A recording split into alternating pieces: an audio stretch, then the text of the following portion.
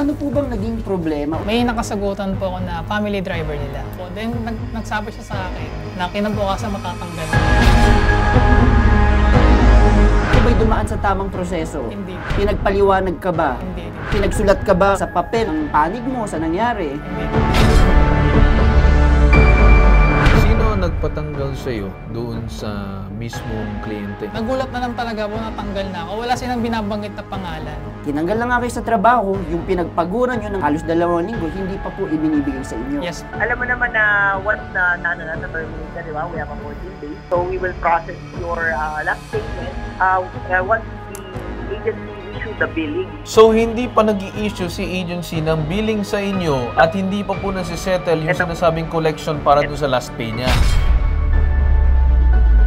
Sa tingin ko lang, sir, ayoko naman mag-assume, no? Baka wala rin silang permit ng DO 174. Then it's best to say na wala nang BPLO, wala pang accreditation ng DOLE, then dapat talaga for immediate inspection yan ng ating DOLE.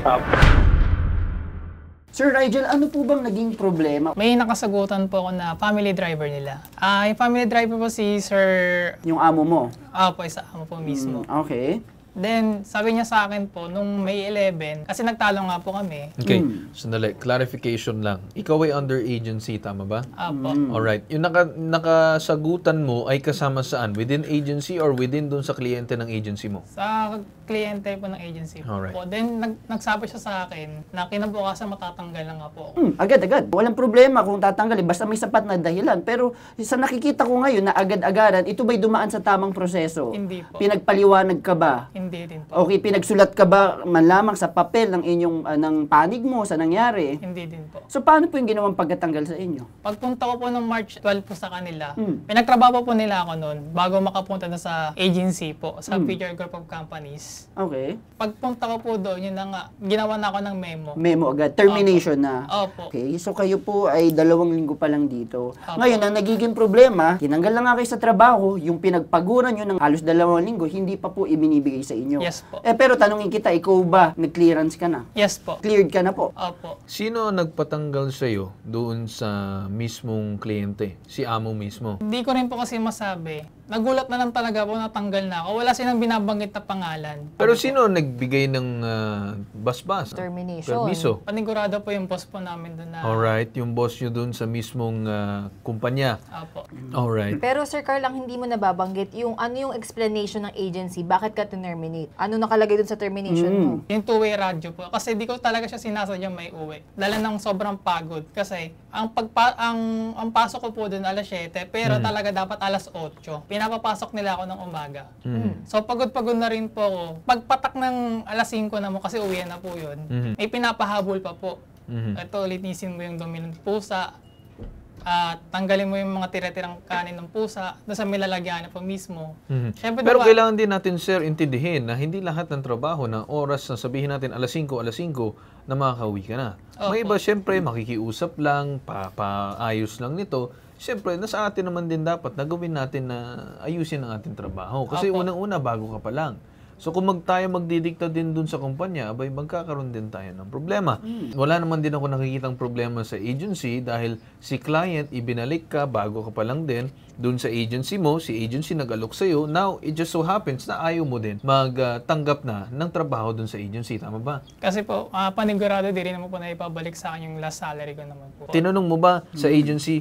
Pumunta ako ng May 1 sa kanila para nga po Okay, diretso na tayo, sir. Ano naging sagot ng agency? Nagbigay sila ng araw po. Anong araw ang binigay nila? 30 days po yun. 30 days simula kailan? Ng March 12 po. March 12, 30 days. So about April 12 or April 10. Mga ganun, tama ba? Opo, tama. Bumalik ka ulit dun sa mismong agency noong time na yun?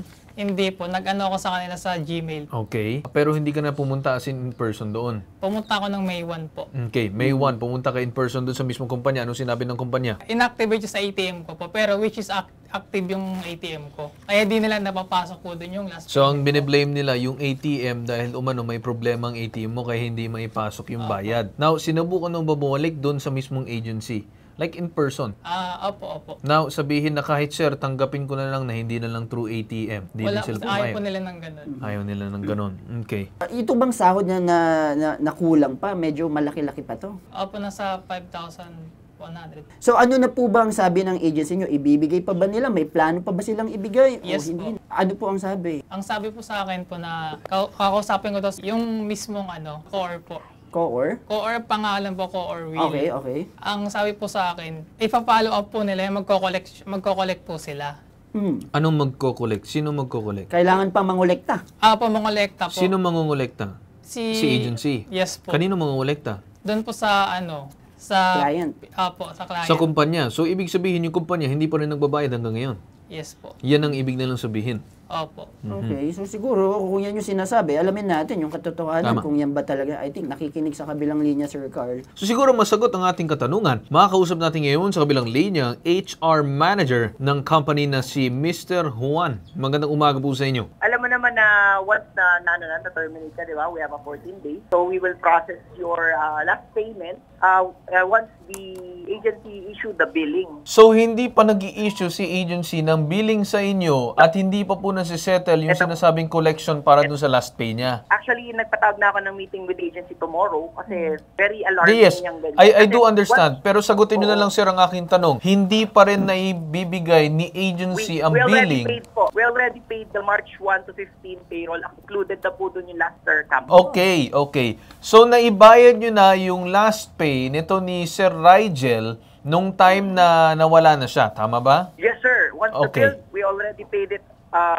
pagka naka-issue na agad sa amin. Alright.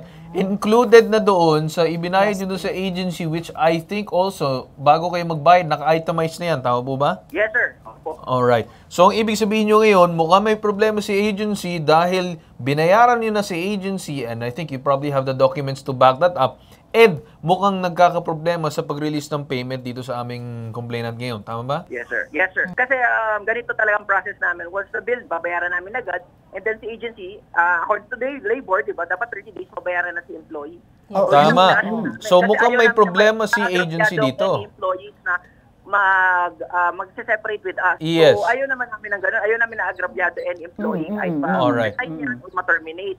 Alright. We want to be freely na ma-receive nila yung rights nila, hindi yung na-obtain ko ba Tama. napipigil ko Okay. ba nila Tama. nakuha. So, sir, with that said naman siguro, I think it's final here that your company has already paid the agency. Mukhang may problema si agency at the end of the day.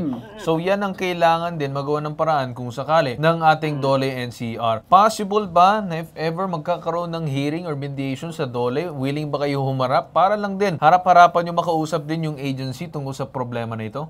Kasi kung pabuti pa rin sa DOLE, parang nonsense. Kasi pwede natin expedite yan eh. Alam ko naman na naintindihan ni Mr. Campos. Pabuti, pag nabot pa natin sa DOLE, marami pa siyang gagastusin, marami pa siyang lalabas na No sir, yung sa DOLE, hindi po siya case ha.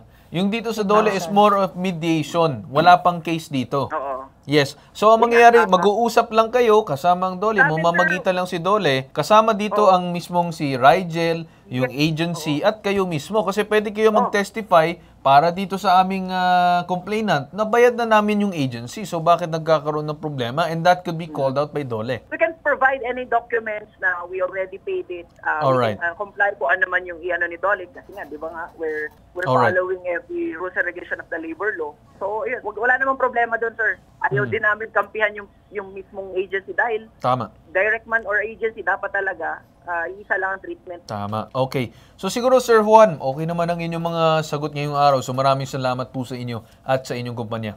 So sunod na natin kausapin ngayon ang Assistant Labor Inspector ng DOLE NCR ng Kamanava Field Office na si John Henrix Balangkit. Magandang umaga po sa inyo. Regarding po doon sa magkaroon lang po sana ako ng konting comment po doon sa sa binigay na prior na Sige sir, go ahead po. dito Ano sa tingin ng inyong tanggapan?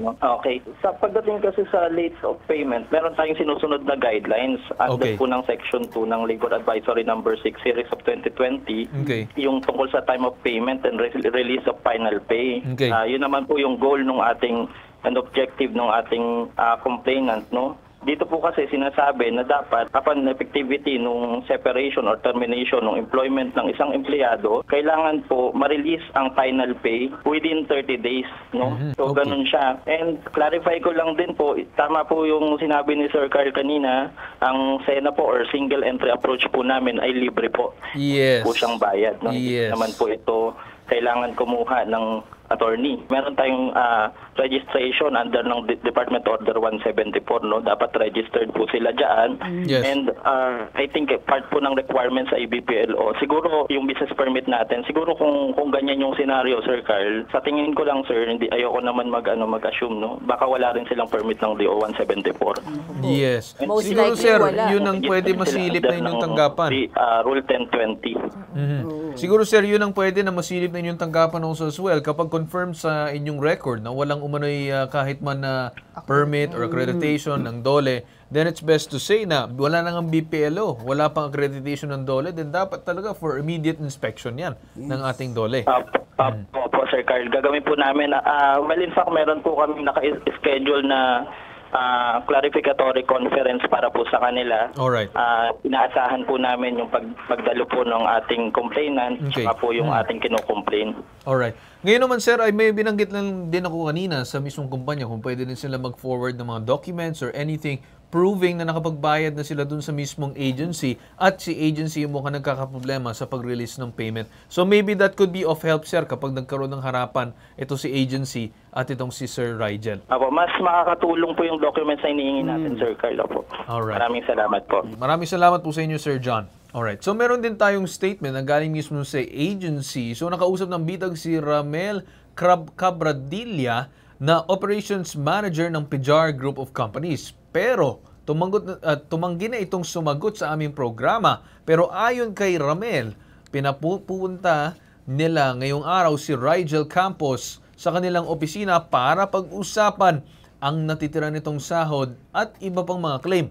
Mas preferred din daw ng kanilang agency na sa Department of Labor and Employment na lamang sagutin ang claims ni Rigel kung hindi mareresolba. Well, siguro ang masasabi ko na lang dito sa agency, wala na nga kayong BPLO at sisilipin pa ng DOLE kung meron kayong accreditation.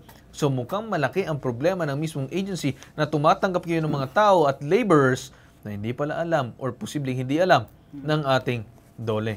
And with that said siguro, Dean and Kate, Nalinawan ka ba? Kasi alam mo, good thing, Sir Carl, na sumagot yung company mo. Ibig Yes. sabihin, bayad na sila sa agency nyo. So ngayon, tama tayo ng direksyon na, Sir Carl, na si agency talaga ang may problema dito in terms of paying you dun sa last pay, ha? Yung sa termination mo, kasi may mga questions ka dun. Siguro pwede mong dalhin sa DOLE yun. Kami, andun kami sa 2 linggo na nga lang hinahabol mo, pinapatagal pa. Yun yung punto namin. So maganda, inuulit ko, magandang sumagot yung company mo. At least cleared na sila. At saka nakita natin parang maayos na company yung pinanggalingan nyo. Kaya lang, nagkaroon kayo siguro ng hindi pagkakaintindihan.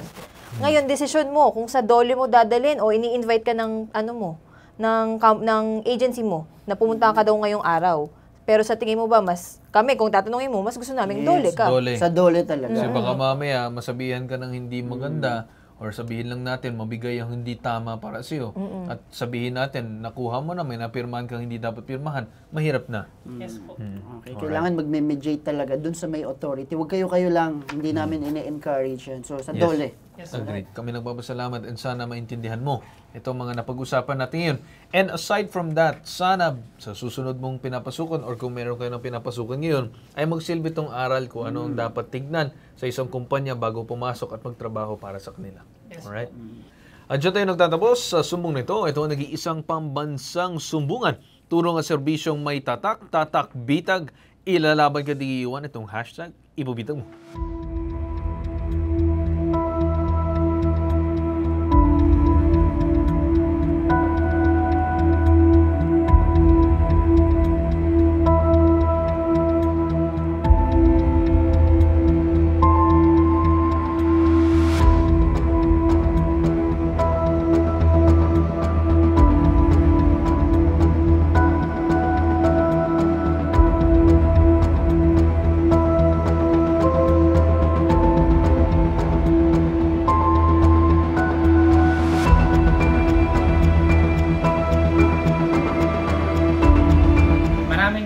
Maraming salamat po kay Sir Ben Tulfo at kay Sir Carl Tulfo po dahil nakuha ko na po ang last payment po. Lalong-lalo na po sa DOLE po sa pagtulong din po nila at sa mga staff po ng Pitag Multimedia Network po. Maraming salamat po ulit.